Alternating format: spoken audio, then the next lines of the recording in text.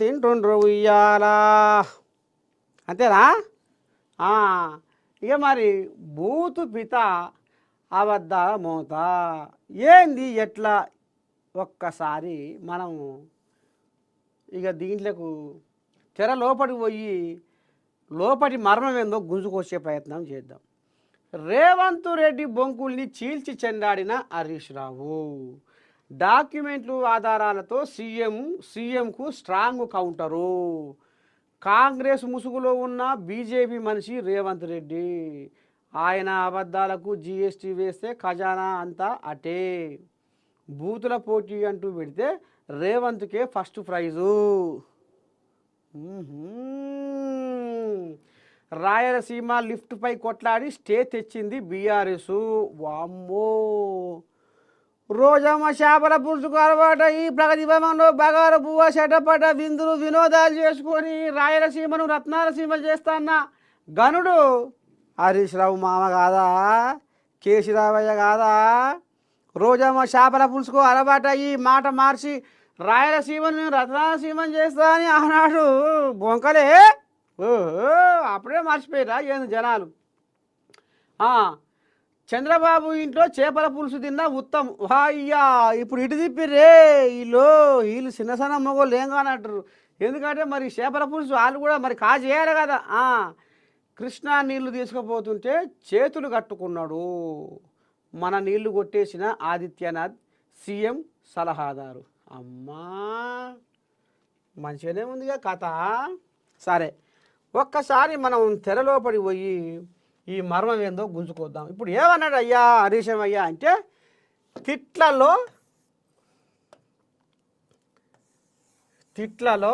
First prize ఎవరికి? తిట్లలో first prize ఎవరికి? First prize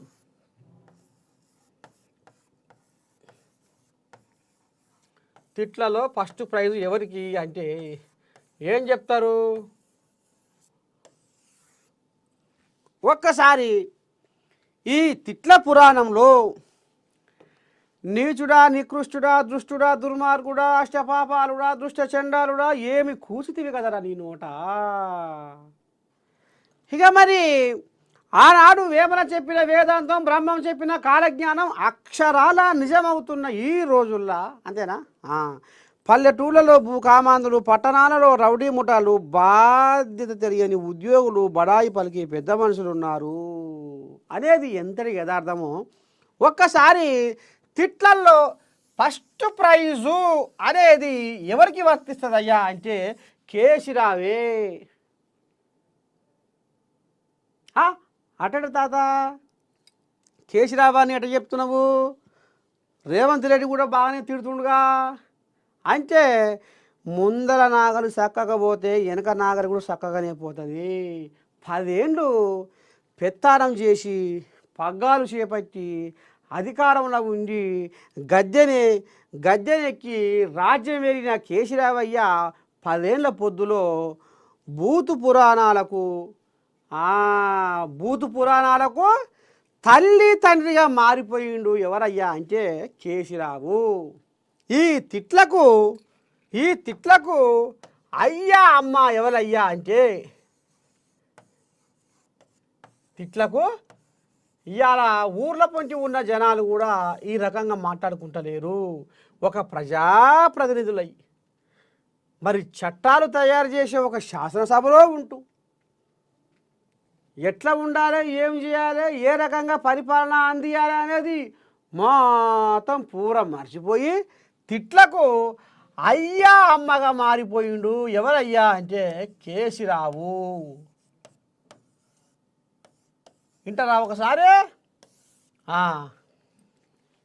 ఒక్కసారి కేసీరావు తిట్లు ఎట్లా ఉంటాయి, కేసీరావు ఏ రకంగా మాట్లాడతాడు, ఎంత ఇకారంగా కూతరు కూస్తాడు.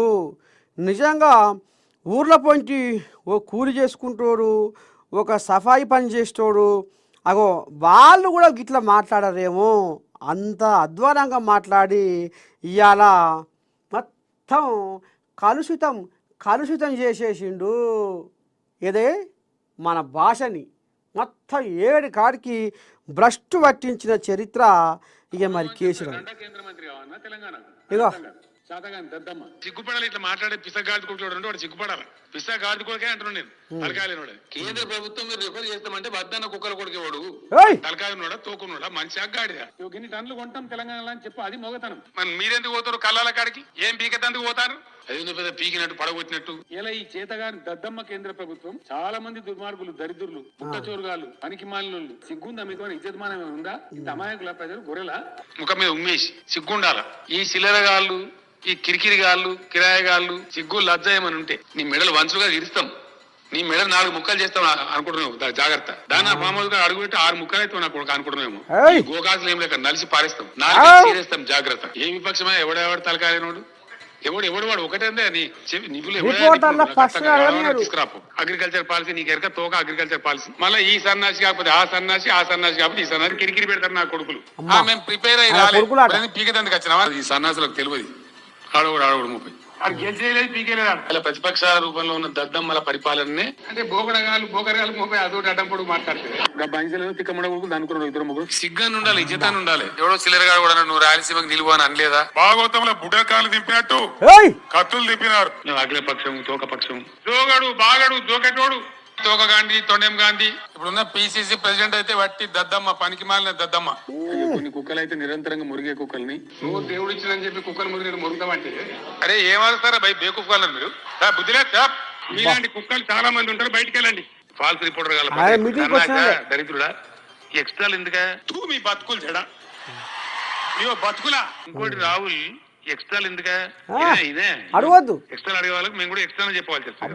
తమ్ముడు నీకేదో కిరికిరి పంచాయతీ పెట్టాలని సార్ కోరుకున్నట్టున్నది. అదేం జరగదు, నువ్వు దురాశ పడకు. చాలు. నీ ఉద్దేశం నాకు అర్థమైతా ఉంది. నువ్వు ఎందుకు మాట్లాడుతున్నావు నాకు తెలుస్తా ఉంది. అడగద్దు. నువ్వు కేసీఆర్ తో పెట్టుకోలేవు, కొంచెం జాగ్రత్త. ఇంకా మాట్లాడితే మీకు ఏమైనా వినబడతాదమ్మా? వినడానికి వచ్చిందా మీకు ఇక్కడ ముచ్చట పెట్టడానికి వచ్చిందా? ఇలాంటి కుక్కలు చాలా మంది ఉంటారు, బయటికి వెళ్ళండి. ఆడోళ్ళు కూడా కుక్కలు చేసాడు పనులు చేయకుండా మాకు ఇంకా ముళ్ళు ఎక్కువ ఉన్నదంటే ఆ ముళ్ళు కూడా పొల్లు చేసి తీరుతాం. జాగ్రత్త కూడా మనం చేస్తా ఉన్నాం. ఎవరు చేతులు ముడుచుకొని కూర్చోరు. ఈ గోకాసులు మాకు గోచి కింద కూడా లెక్క కాదు, తొక్కి పడేస్తాం. జాగ్రత్త కూడా మనం చేస్తా ఉన్నాం. వాడు పిచ్చి పడితే నువ్వు పెడతావా? నాకు అర్థం కాదు మాట్లాడేది. వాడు అన్ని నెలలు ఎట్లాడతావండి మీరు జర్నలిస్ట్ అయితే? సారీ, ఎక్కడైనా బేవకూఫ్ వాడు అడగాలి. నువ్వు అక్కడనే నువ్వు రాపో. అర్థం పడతానే జర్నలిస్ట్ పోయినాను. ఎట్లా మాట్లాడతారా? మేము ఆ పనికి మేళ చూసుకుంటూ కూర్చుంటాము. ఏ పని లేదు. ఆ మాత్రం సంస్కారం ఉండద్దా? ముఖ్యమంత్రిని ఎత్తిడతారా? నేను ప్రతి గాలితో నాకే ప్రతిస్తాను. నువ్వు పిస్తోని మళ్ళీ అంటే మారుతాయి. ఏం పక్షాలు దిక్కుమాల పక్షం కట్టలేదు, మళ్ళీ బడి లేదు. పక్షాలు ఉన్నాయి, నువ్వు పక్షాలు తయారు చేసి మీరు కావాలి లేదా? పక్షాలు ఏమున్నాయి? ఏమైనా ఉన్నదా? నాకు అర్థం కూడా పడుచుకుంటున్నా. వీళ్ళని 300 కిలోమీటర్స్ దాటి వచ్చిన మంత్రిని పట్టుకుని పోయి 3 ఫీట్ల దిక్కించి గివి మాటలు, ఈ రాజకీయం. పిచ్చోడు బేకారుగాడు చెప్తే నమ్ముతారండి? బలుపా ఏంది? తమాషానండి. కుక్కలు పిచ్చోళ్ళు నక్కాలని చెప్పి ఇష్టమైన మాట్లాడేనా? అడ్డం పొడు మాట్లాడుతున్న ఐసీటీ ఏంది, మన విలువైందండి? నాకు అర్థం కాదు. నీ లెక్కేంది, నీ పత్రం ఏంది? నాకు అర్థం కాదు. లంగా మాటలు మాట్లాడలే కేసీఆర్. ఎప్పుడు అవసరం లేదు నాకు. మొట్టమొదలు అన్నిటికన్నా ముందు తిట్లు పనిచేయాలి. ఎవరు తిట్టద్దు. అందరూ అట్లా హౌలా మాటలు మాట్లాడుతున్న చర్చ కంటే లేలే మేము ప్రిపేర్ అయ్యి రాలే. మరి పీకనికి వచ్చిరా? ప్రిపేర్ అయ్యి రాకపోతే మాట్లాడితే మన వచ్చిరా, లేకపోతే మన గోళీలు ఆడతా వచ్చిరా? దళితుల రిజర్వేషన్ 19% పెంచాలి కాబట్టి రాజ్యాంగం మార్చమంటున్నా తప్ప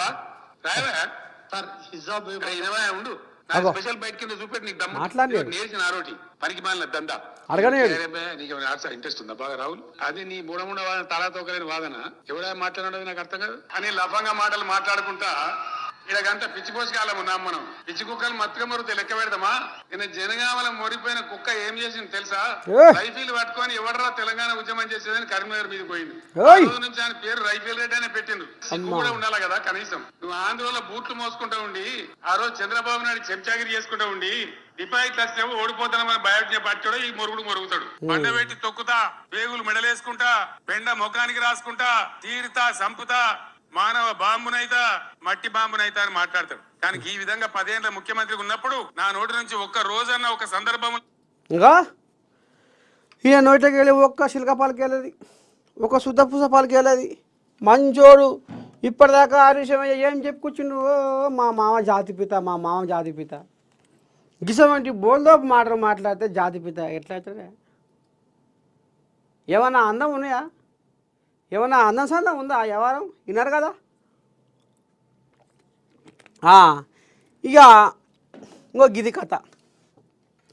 ఇక సరే ఆ ముచ్చట పక్కన పెడదాం. ఇప్పుడు తిట్లు ఏ రకంగా మాట్లాడి సౌటలు, సన్నాసులు, దద్దమ్మలు, కుక్కల కొడుకులు, పందుల కొడుకులు, గాది కొడుకలు, బేవకూపుగాళ్ళు ఇప్పుడు నాకే వస్తారు ఆ మాటలు. ఇప్పటిదాకా విన్నాం అందరం, మీతో పాటు నేను కూడా విన్నా. కానీ ఇప్పుడు ఆ మాటలు నాకే వస్తలేవు. తిట్టు తిట్టు తిట్టు.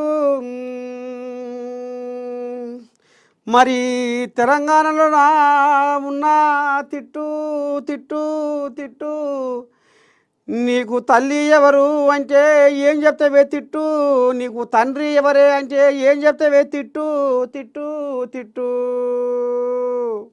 మరి తిట్టుకు అయ్య ఎవరు అమ్మ ఎవరు అంటే తిట్టు తిట్టు తిట్టు. ఏడికి పోతుందిరా నాయన ఈ తిట్టు. పుసాక ఫామ్ హౌస్ కాడికే ఉరుకుతుంది. మీరు బాగా గమనించుర్రి. చక్కగా ఎర్రవల్లిలో ఉన్న ఫామ్ హౌస్ కాడికే ఉరుకుతుంది తిట్టు. ఎందుకంటే అయ్యా అమ్మ ఆయనే కాబట్టి, కేసీరావయ్యే కాబట్టి కేసీరావు ఈ తిట్టుకు అయ్యా అమ్మగా చరిత్రలో తనకంటూ ఒక పేజీని సంపాదించుకున్నాడు. మరి ఇది తరతరాలుగా ఇక ఇది మాసిపోని చరిత్ర, చెదిరిపోని చరిత్ర. తిట్టుకు అయ్యా అమ్మ ఎవరయ్యా అంటే ఏం చెప్తారు రాబోయే రోజుల్లో? రాబోయే రోజుల్లో రాబోయే తరాలు మరి బుడపోరగల్ల పాఠాల పుస్తకాలలో కూడా ఉంటుందో ఏమో ఇది పాఠ్యాంశాలల్లో. కానీ దయచేసి మాత్రం ప్రభుత్వాలకు విన్నపం ఏఎన్ఎన్ తరపున ఇక మరి గిసమంటి భాగవతాన్ని తెర మీదకి రానియకుర్రి. రాబోయే రోజుల్లో దీన్ని పెంచి పోసేయకుర్రి.